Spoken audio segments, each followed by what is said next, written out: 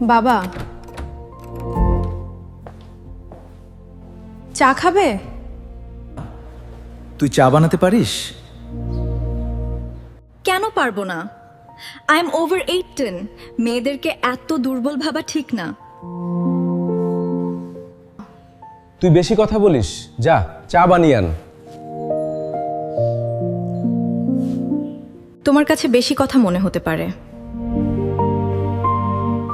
কিন্তু তুমি ভেবে দেখো, আমার মা একজন প্রথম শ্রেণীর ডাক্তার হবার পরও তাকে কাজ করতে দাও না, আবার জনসভায় নারীর অধিকার নিয়ে কথা বলো।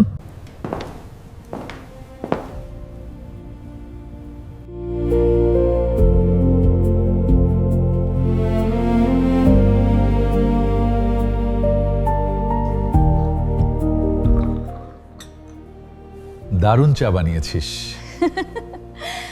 বাবা, জুলাই যোদ্ধারা দেশকে মুক্ত না করলে তুমি, আমি, মা কেউই তো দেশে আসতে পারতাম না, তাই না বাবা? হ্যাঁ।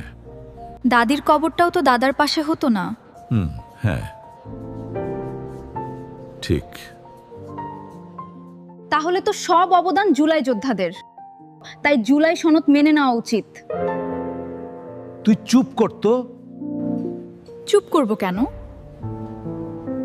তুমিই তো বলেছো সবার আগে বাংলাদেশ।